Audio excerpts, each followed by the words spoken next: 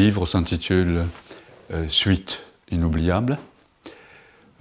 C'est le troisième volet d'une trilogie romanesque commencée avec Âme brisée en 2019 et poursuivie avec Reine de cœur en 2022. Comme dans les deux précédents romans, l'histoire démarre en pleine période de guerre. C'est la période de ce qu'on appelle au Japon la guerre de 15 ans, entre 1931 et 1945. Encore une fois, c'est une grande histoire d'amour entre un jeune japonais et une jeune française, entre un violoncelliste de génie qui s'appelle Ken Mizutani et une luthière française talentueuse qui s'appelle Hortense Schmitt. Et bien évidemment, vu le contexte de la guerre, c'est un amour contrarié, brisé par la violence de l'histoire. Mais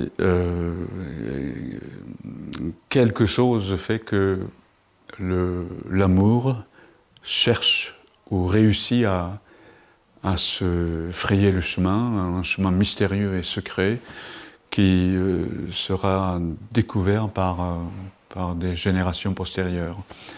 Et donc il y a un couple initial dans les années 40, c'est le couple constitué par Ken et Hortense, mais 70 ans plus tard, il y a d'autres protagonistes qui entrent dans cette histoire.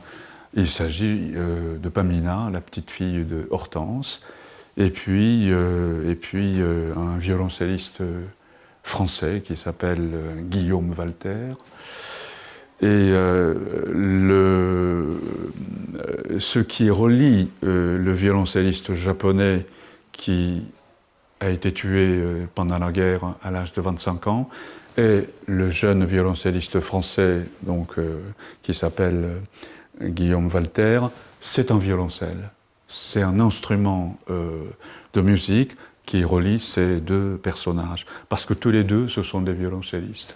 Et comme le violoncelliste japonais a remporté un grand prix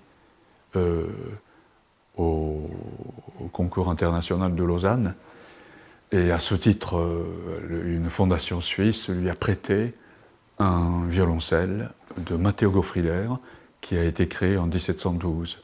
Et c'est ce même violoncelle qui sera prêté 70 ans plus tard au violoncelliste français Guillaume Walter. Donc il y a un fil qui relie ces deux personnages, mais je n'en dirai pas plus parce que je ne peux pas dévoiler toute l'histoire, mais ce qui mérite peut-être l'attention, c'est que dans Âme brisée, il était question il y avait un violon, celui de Nicolas François Guillaume, qui a été complètement détruit, réduit en miettes par un militaire, puis réparé, restauré, ressuscité par ce jeune adolescent qui est caché dans l'armoire et qui deviendra plus tard luthier. Et dans Reine de cœur, il était question d'un alto créé par un certain Masakichi Suzuki, l'un des premiers luthiers japonais, et cet alto s'appelait précisément Reine.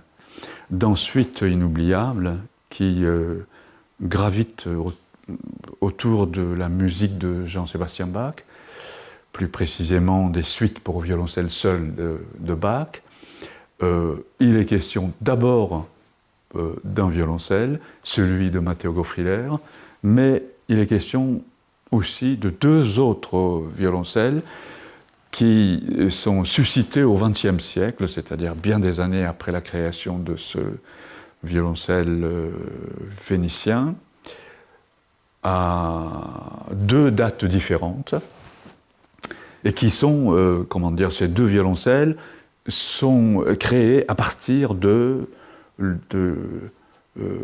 modèle vénitien. Donc il y a à la fois un violoncelle du passé, un grand modèle, et puis deux violoncelles d'aujourd'hui qui ont été créés à l'image de ce chef-d'œuvre vénitien. Sur le plan des personnages, on retrouve quelques figures qu'on a rencontrées dans les deux précédents romans. Par exemple, il y a l'altiste de Reine de Cœur, Jun Mizukami, qui formait dans ce roman le couple initial avec Anna.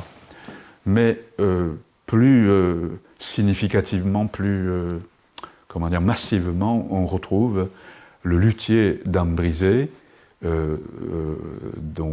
Jacques Maillard, ou Rei Mizusawa, qui joue un rôle important, oui, même très important, à côté des deux personnages d'aujourd'hui, c'est-à-dire, d'une part, la luthière, qui s'appelle Pamina Schmidt, la petite fille d'Hortense, et puis ce jeune violoncelliste français qui s'appelle Guillaume Walter. Voilà, c'est un peu le fil narratif, la charpente essentielle de mon roman. Je peux peut-être parler maintenant du déclic, du travail d'écriture de Suite inoubliable. Très curieusement, ça a été la découverte ou plutôt redécouverte d'une phrase latine assez connue, ou même bien connue, qui est celle-ci, in terra pax omnibus bonae voluntatis, c'est-à-dire la paix sur terre aux hommes de bonne volonté. Un essayiste japonais, un écrivain japonais essayiste qui s'appelle Kato Shuichi, pour qui j'ai beaucoup d'admiration, a découvert cette phrase latine dans une circonstance assez particulière en 1945 à Shinano-Iwake. Shinano-Iwake, c'est un petit village perdu dans le centre montagneux du Japon. Et d'ailleurs, c'est un des lieux où se déroule l'histoire de mon roman. Donc le jeune Kato a découvert cette phrase latine gravée sur un banc. Un banc qui se trouvait dans une espèce de terrain vague, complètement isolé, loin de tous les regards. Et à cette époque-là, le Japon était complètement gangrené par un culte fanatique de l'empereur et une dictature militaire exacerbée. Par conséquent, quand ce jeune essayiste, écrivain Kato Shuichi a découvert cette phrase latine gravée sur ce banc, il s'est senti, dit-il, soulagé et même encouragé, prenant conscience qu'il n'était pas seul, qu'il n'était pas absolument seul dans cette folie généralisée. Et c'est ce témoignage bouleversant qu'il donne dans un documentaire consacré à son parcours intellectuel. Et c'est ce témoignage qui m'a vraiment envie d'écrire, de construire, de créer une histoire autour de cette inscription latine.